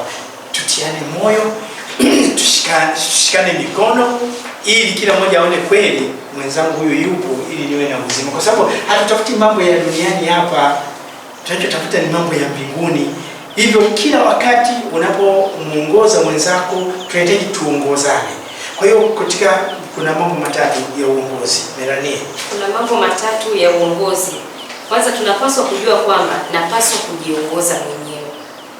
Nikijua kujiongoza mwenyewe, nitajua pia kuwaongoza wengine. Kwa hiyo nitawaongoza wengine. Mimi ni kiongozi, nimechaguliwa, najua kujiongoza, lakini nitawaongoza wengine. Lakini napaswa pia kuongozwa. Kwa hiyo nijiongoze, niwaongoze wengine, lakini niwe tayari kuongozwa. Nimechaguliwa kiongozi kwenye jamii husika. Si kwamba mimi ninajua sana, si kwamba mimi ni mkamilifu au ni mtaalamu wa jambo ambalo nimechaguliwa nalo, la hasha. Wenzangu wanaweza wakawa wanajua, lakini kwa vile tuko wengi, lazima achaguliwe ambaye mmoja awe kiongozi kwetu. Kwa hiyo wengine wanaweza kunishauri mimi, ndio pale wengine wanaweza kuniongoza. Kwa hiyo napokea mashauri kutoka kwa wengine ili tuweze kusaidiana kuongozana katika maisha yetu ya kila siku. Lakini pia tumeambiwa kwamba sisi ni hekalu la Roho Mtakatifu, mlango. Napaswa pia kuwasaidia wenzangu kujua hiki ni kibaya, hiki ni kizuri. Nijisaidie mimi, niwasaidie na wengine. Kile ambacho ni kibaya, basi niwaambie wenzangu, kwa maisha niliyochagua hiki hapana. Kile ambacho ni kizuri, hiki ni kizuri, kitatusaidia na kitatujenga. Kwa hiyo tunasaidiana kwa pamoja, tunashika mkono, kile kibaya tunakizuia, kile kizuri tunakipokea ili kiweze kutusaidia kutujenga. Yule aliyechaguliwa kiongozi akijua kujiongoza, akituongoza na tukiongozana kwa pamoja, Tunaweza kutoa kelele na kupiga kelele kwa kuzuia yale mabaya kwa pamoja, lakini tukisema mimi nimeona kile ni kibaya, lakini ngoja apambane na hali yake, hatuwezi kusaidiana kwa pamoja. Lengo letu wote tufike kwa pamoja. Ndio kila mmoja amekuja mwenyewe, lakini tusaidiane ili twende. Hata inafika kumbukumbu ya jambo letu, tunasema jamani, hao wote tulikuwa pamoja. Kumbukumbu inakuwa nzuri mkiwa wengi. Kwa hiyo tusaidiane kwa pamoja kufungua na kufunga mlango katika kuyaingiza yaliyo mazuri na kuzuia yale yanayotukwaza. Kwa hiyo kulilinda shirika mojawapo pia ni hiyo, kufunga na kufungua. Maana kwamba mama ambaye anachafua shirika unayazuia kwa pamoja. Kwa sababu shirika letu tulinde kulinda sehemu tulipo, kama ni shirika tunarudi kwenye jamii zetu, labda tumeenda kusalimia jumuiya tulizonazo kama vielelezo, ili tuweze kuwavutia wengine. Nyie ndio walinzi na ndio vielelezo vya Katoliki na kwenye shirika lenu, ili muweze kuwaingiza wengine. Ukienda sehemu nyingine kutoa hamasa kwa wengine, nyie ndio kielelezo na chake ya sehemu husika. Mlango unasaidia kuingiza yale yaliyo mazuri na kuzuia yale yaliyo mabaya, lakini kwa ushirika wetu.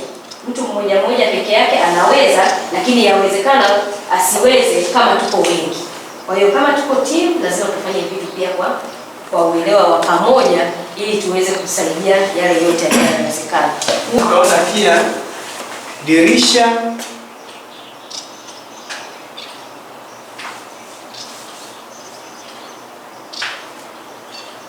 kwenye nyumba ya kawaida linatusaidia kuingiza hewa safi, labda kuona vitu vilivyoko nje na kuweka ulinzi pia kwa vitu vibaya visiingie ndani. Lakini kwenye nyumba aminifu, upande wa wito na maisha mengine, hali kadhalika dirisha linasaidia kuleta nuru ndani ya nyumba. Zaidi linasimamia masakramenti. Tunazo sakramenti 7 kwa kanisa Katoliki, ila hapa tutaongelea sakramenti chache. Ndio.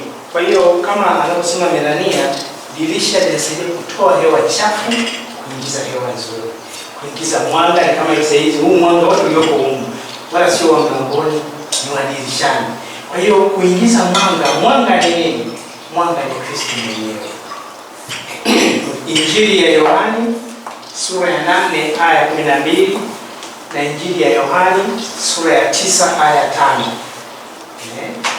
Mwanga, Yohani 9:5 na Yohani 8:12. Kristo anasema mimi ni wapo duniani, mimi ni nuru ya ulimwengu. Ni wapo duniani, mimi ni nuru ya ulimwengu. Kama sisi wenyewe pia tunapaswa kuwa mlango. Kristo ni mlango na anataka tufanane na yeye, na tumeona Injili ya Yohani sura ya 10, lakini pia tukasoma Ufunuo 3:20 pale anaposema nasimama mlangoni nikibisha hodi. Kwa hiyo Kristo anahitaji pia na sisi tukiwa katika hali mbaya tufungue milango kwa maisha ya sakramenti, ambao ndio tumeingia sasa kwa dirisha. Katika nyumba ya kawaida dirisha linasaidia kuleta mwanga ndani, kuzuia vitu vibaya visiingie ndani, lakini kusaidia kuweza kuona vitu vilivyoko nje. Lakini kwa upande wa nyumba aminifu, maisha ya wito, na hapa ni kwa miito yote, linatusaidia kuleta nuru nzuri ndani, na zaidi tunaongelea masakramenti. Katika kanisa Katoliki tuna sakramenti 7. Hapa tutaongelea sakramenti chache ili kuweza kuendana na muda wetu. Kadiri ya mafundisho rasmi ya kanisa kwenye katekisimu ya kanisa Katoliki namba 1212, namba 1212 katekisimu ya kanisa Katoliki, tunasikia pia sakramenti 7, ikiwemo ya kwanza ambayo ndio ya kutuingiza katika Ukristo, sakramenti 3 za mwanzo, yaani ubatizo, kipaimara na ekaristi takatifu, ndio sakramenti za kutuingiza katika Ukristo. Lakini kuna sakramenti za uponyaji ambayo ni sakramenti ya mpako wa wagonjwa na sakramenti ya kitubio, na kuna sakramenti za wazima ambayo ni kwetu wanandoa na wale wa daraja, zinakuwa sakramenti 7. Hasa hizi sakramenti ndizo ambazo zinatuleta katika etimology hiyo kwamba kama nyumba ina dirisha, kazi ya dirisha kuingiza hewa nzuri, kutoa hewa chafu. Kwa hiyo kumbe maisha ya sakramenti yatusaidia kuingiza hewa nzuri katika hekalu lake. Kwa hiyo kila mmoja kama ni hekalu, ina maana usipofungua madirisha, usipokuwa mtu wa maisha ya sakramenti, wito utakuwa mgumu sana. Yaani wito wote utakuwa ni mgumu. Sakramenti ya kitubio, sakramenti ya Ekaristi Takatifu, tunawahitaji hao wengine watumishi, kwa mfano tunahitaji mapadri kwa sababu ndio wataadhimisha sakramenti hizo, Ekaristi pamoja na kitubio na ndio watatusaidia. Kwa hiyo kumbe bila maisha ya sakramenti kabisa wito wowote ni mgumu sana. Sisi tunapambana kwenye maisha ya ndoa ni kwamba wengi hawaungani, wengi wanakomunika tu pengine kama tukisikia bila kujiandaa, bila kufanya hivi. Matokeo yake anaongeza fukuto ndani ya nyumba. Kwa hiyo kama dirisha ulifunga. Kwa sababu kama Ufunuo sura ya 3 aya 20 hadi 21-22 pale, Kristo anasema nasimama mlangoni nikibisha hodi. Mtu akisikia sauti na akafungua akanikaribisha, nitaingia, nitakaa pamoja naye, nitakula naye na nitamjalia kuketi pamoja na mimi. Kwa hiyo Kristo anahitaji haya mahekalu. Hili hekalu la Roho Mtakatifu mwili, kwamba miili yetu ni hekalu la Roho Mtakatifu. Kwa hiyo kama ni hekalu la Roho Mtakatifu, tunahitaji kila wakati Kristo awe ndani yetu. Na kama dirisha linaingiza mwanga huu Melania alikuwa anasema, au linaingiza hewa nzuri. Hewa nzuri ni nini? Hewa nzuri ni Roho Mtakatifu. Yaani kama kuna hewa nzuri ndani ya nyumba ni Roho Mtakatifu. Na kama kuna mwanga ni Kristo mwenyewe. Umeona? Kama unaweza kuona ni uwepo wa Utatu Mtakatifu. Panapokuwa na nuru, panapokuwa na hewa nzuri. Na hewa chafu ni maisha ya dhambi. Kwa hiyo Kristo mwenyewe kwanza anatangaza, anasema niwapo duniani, Injili ya Yohani sura ya 8 aya ya 12 na Injili ya Yohani sura ya 9 aya ya 5. Anasema niwapo duniani, mimi ni mwanga wa ulimwengu, mimi ni nuru ya ulimwengu. Sasa kama hii ni nuru ya ulimwengu, anapotualika sisi wabatizo kwenye Injili ya Mathayo sura ya 5 aya ya 13 mpaka ya 16, anamwalika kila mmoja wetu hapa kama mbatizo. Anasema ninyi ni chumvi, lakini ninyi pia ni nuru.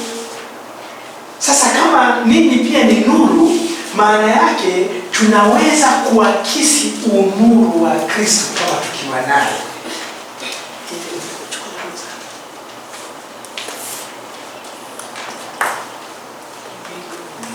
Sasa nitaka kutolea mfano wa Rosari.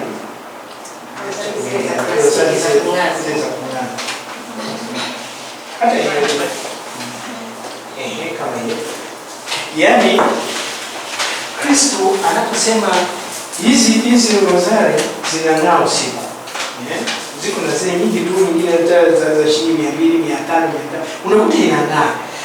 Sayansi inatuambia kule kung'aa kwa ile Rosari sio kwamba yenyewe ina mwanga. Inaakisi mwanga wa jua. Kwa hiyo mchana kama hivi yenyewe inafyonza. Giza likiingia, yenyewe inaanza kuangaza. Unajiuliza vipi? Kumbe Kristo ni mwanasayansi kwanza. Yesu wetu ni mwanasayansi. Na yeye alijua kwamba hata sisi tunaweza kuwa nuru. Maana kama yeye ni nuru, akasema ninyi pia ni nuru, kwa sababu kama mkiwa na mimi mtaakisi, halafu kama kukitokea giza mtaweza kuangaza. Ndio maana anasema kwenye Mathayo 5:16 kwamba nuru yenu na iangaze. Huwezi kuwasha taa ukaiweka chini ya pishi, bali unaiweka juu ya kiango ili uangaze walioko huko nyumbani.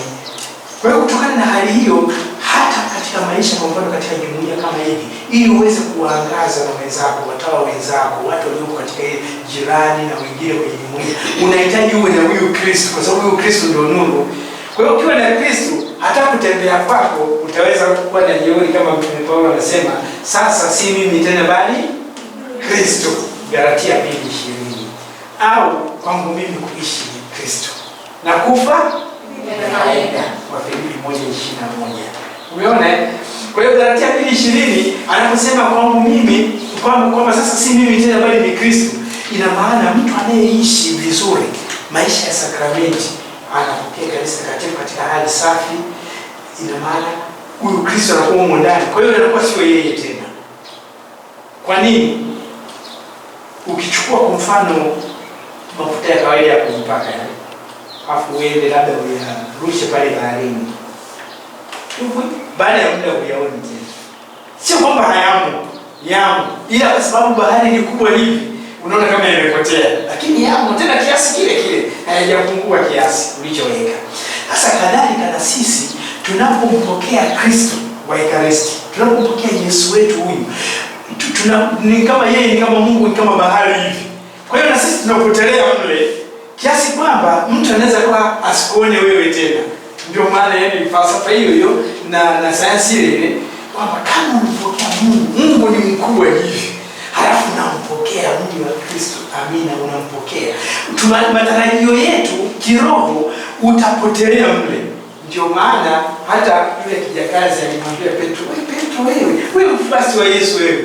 Anasema wewe ishia huko kwa akaona hata kuongea kwako. Hebu angalia muone kwanza hata kutembea kwako. Yaani kwamba hata matendo yako ukiwaje kujibaraguza kwenye nini? Wanakuona mwili wa Kristo. Kwa sababu Kristo yuko ndani mwako na wewe umepotelea mle. Wewe unaona kama kawaida tu. Unaona kama kawaida. Kumbe hauko kawaida, wewe si wa kawaida. Wewe si wa kawaida.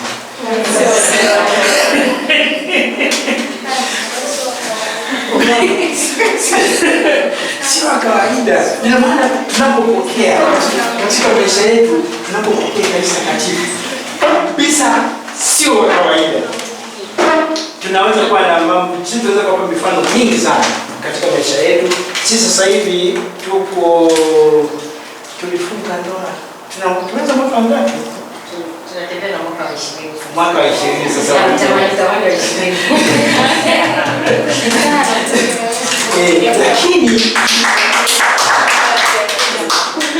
Lakini tunaiona siri ya maisha ya sakramenti. Yaani tunaona kabisa tunaishi, tuna madhambi, tuna maokorofi yetu na nini, lakini maisha ya sakramenti kitu hiyo wakati tunalikanaga, tunakutana twende tukaungame. Labda kwa mfano St. Joseph pale unakuta kila Jumamosi na hakika saa 12 kuna maungamo. Parokia zingine unakuta shida nini. Ndio kwa maana twende aenda kaungame za kwake sasa atakuzidiwa. Ni kwa sababu zangu Mwenyezi ananishinda. Lakini tunaikana, tunaungama, tunapokea kanisa takatifu. Yaani tunaona jinsi ambavyo tunasonga. Unaona tukijilinganisha na wenzetu. Yaani tunaona sawa na sisi tuna tatizo yetu, tunakaribia, tunakwaruzana. Si ndio?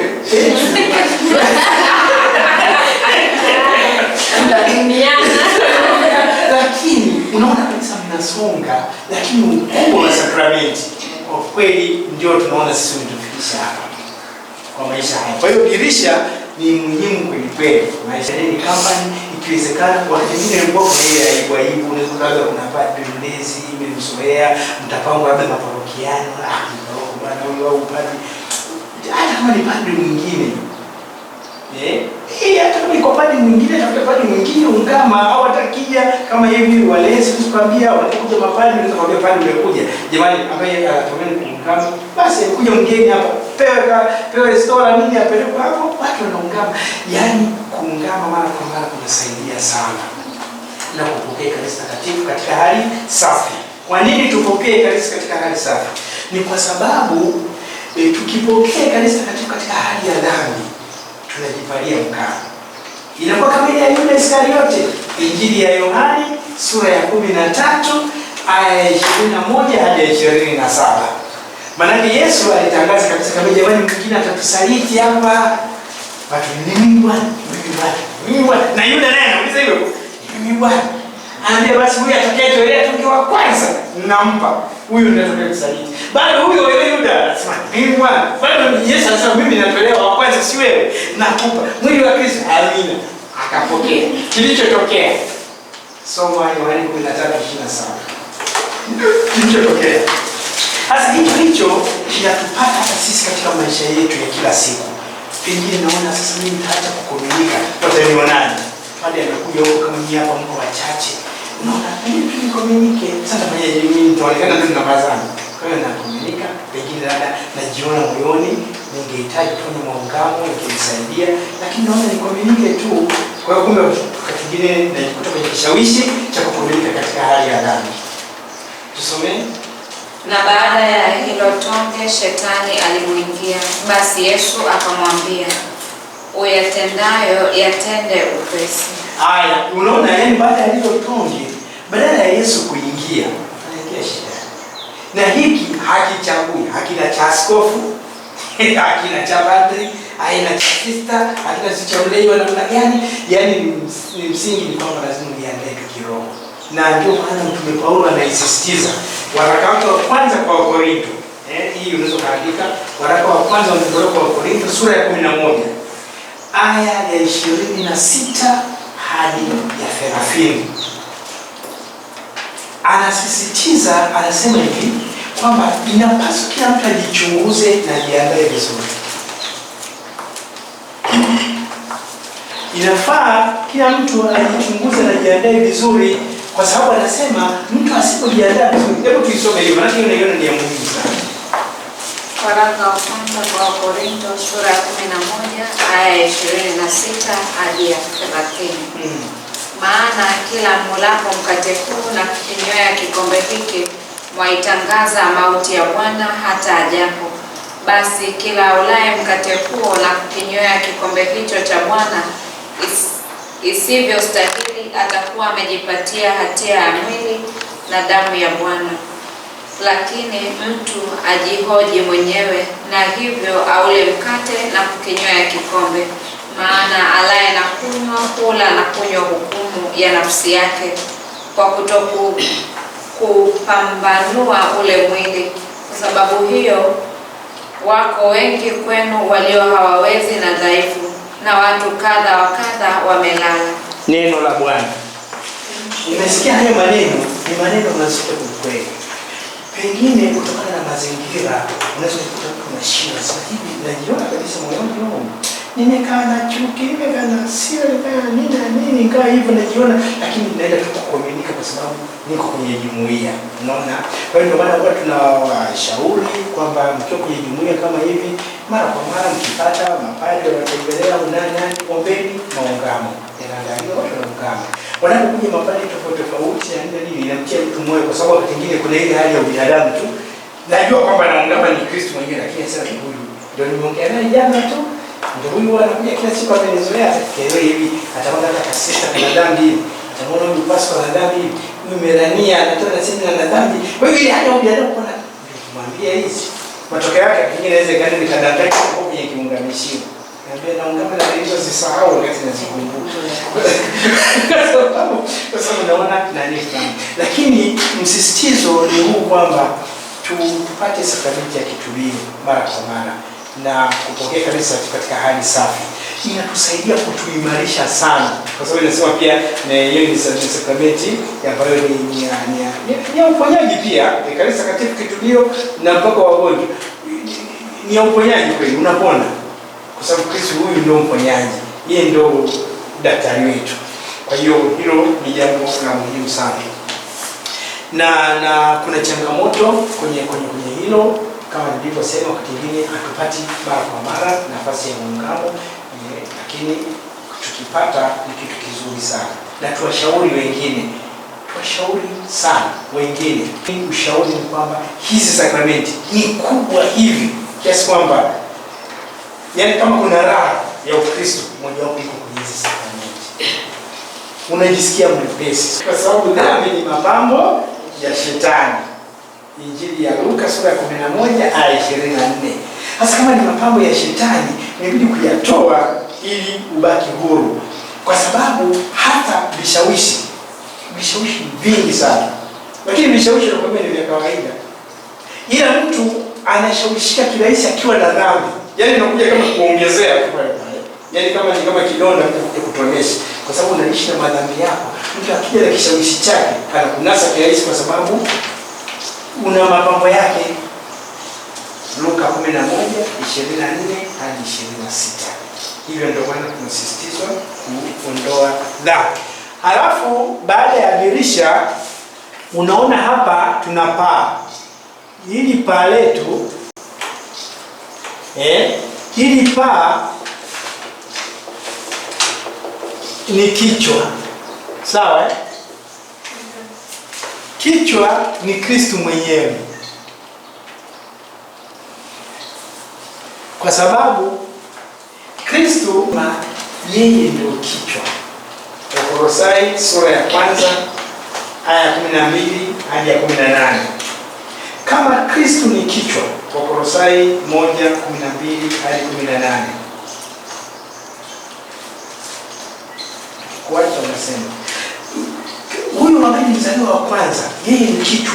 Kwa hiyo anatarajia kila mbatizo kwa ubatizo wake, na yeye anaweza kuakisi ukichwa wa Kristo. Sasa kama kuakisi ukichwa wa Kristo, ina maana unaakisi nafasi ya kuweza kuwa kiongozi. Unaweza kujiongoza, unaweza kuongoza wenzako, na uko tayari kuongozwa. Kwa hiyo nafasi hiyo ni ya kupelekana mbinguni. Na huyo Kristo ambaye anasema yeye ndio njia, kweli na uzima, Yohana 14:6. Sasa kama Kristo ndio njia, kweli na uzima, ina maana mtu mbatizwa kama kweli anaipata hiyo haki, anaakisi kutoka kwa Kristo, na yeye atakuwa njia, kweli na uzima. Kama Kristo amesema yeye ni mkate, Injili ya Yohana sura ya 6 aya 53 mpaka 71, ina maana kila mmoja hapa anapaswa kuwa mkate.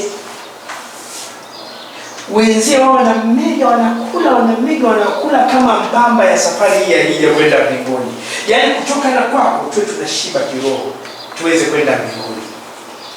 Kwa sababu ndio kichwa, tunasema kichwa cha familia. Sasa wewe kuakisi ukichwa wa Kristo, ina maana unakuwa ni sehemu ya kuwalisha wengine.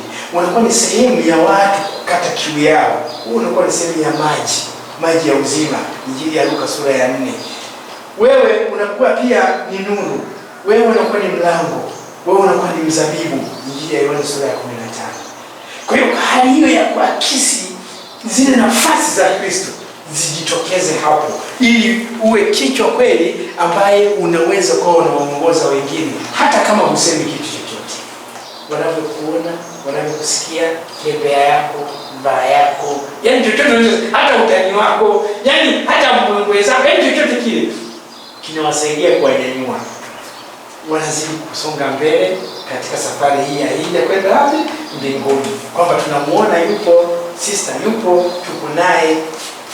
Umeona ndio maana nisema ni kitu cha muhimu sana. Sasa baada ya kuona hivi, labda tumalizie tu hapa ili tupate mapumziko ya dakika chache. Umeona hapa nachora nini? Nachora fence. Hapa kwani kuna fence? Pale gate ndio. Sasa kama kuna gate katika maisha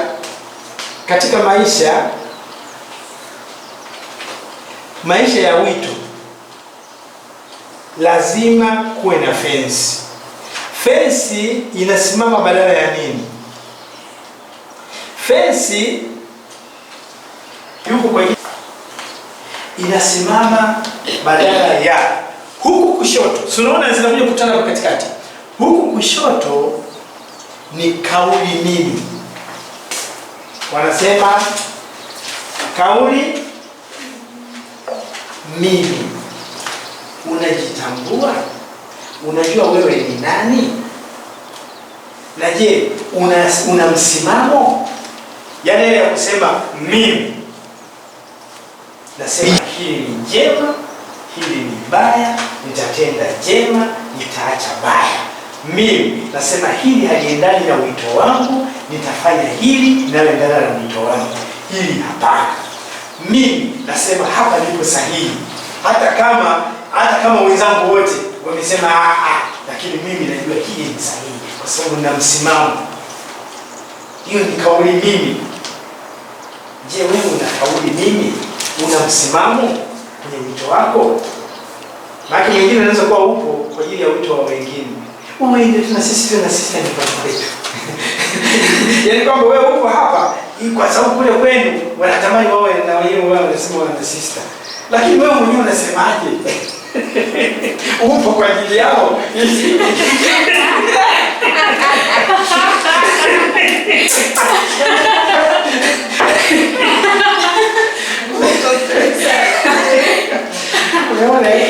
Wewe unasema nini? Ndio maana hata Yesu swali lake msingi aliwauliza kwenye Injili ya Mathayo sura ya 16 aya ya 13 hadi ya 18.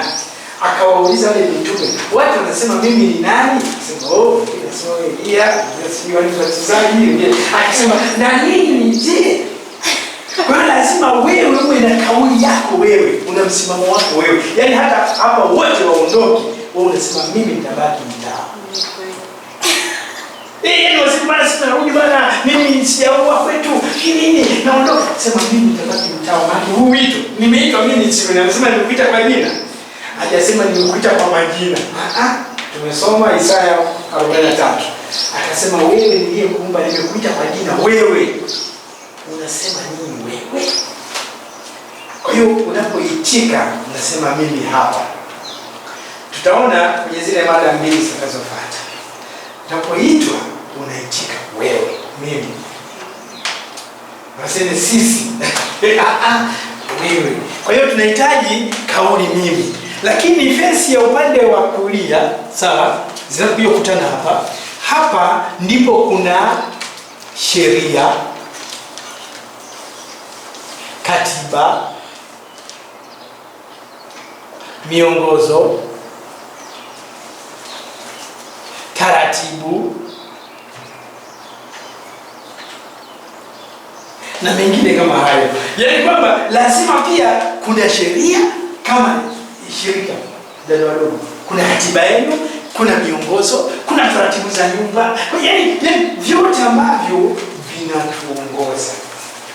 Sera, taratibu, miongozo, si nini, kanuni, achilia mbali sheria za amri za Mungu na za kanisa. Zipo sasa na taratibu za maisha ya wito tuliochagua. Sasa hizi zote zinatuimarisha kutulinda sisi katika wito wetu. Kwa hiyo tukitafakari maisha ya wito kama nyumba, tukaanza kuangalia kwamba hivi fensi yangu iko imara. Je, mimi na miongozo na taratibu ya maisha niliyochagua? Kwa sababu mwingine anaweza kuwa yupo lakini hataki kufuata taratibu zake. Hawezi kufika mbali. Au yeye hana msimamo, yuko kwa ajili ya wito wa wengine. Kwamba mimi nipo tu kwa ajili ya fulani. Yaani mimi ukija kuondoka mimi naondoka. Yaani kwa nini wito huo wito ni wa kwake? Umeona na vitu kama hivyo. Baada ya kusema haya, tunaweza kusema mada ya kwanza imekwisha. Tumsifu Yesu Kristo. Amen. Tusimame.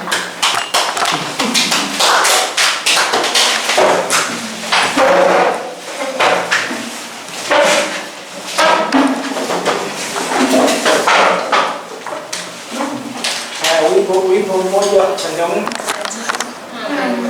Nitakushukuru, nitakushukuru,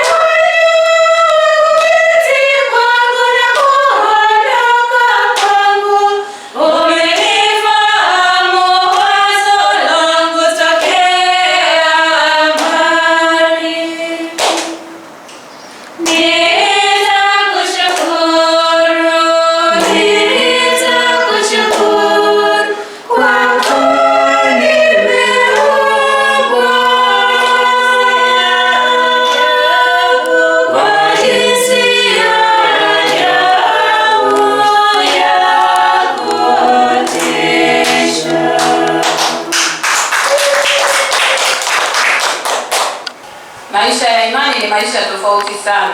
Nadhani tunaona mfano kwa baba wa taifa. Mtu mwenye imani anajulikana kwa matendo yake na sio maneno.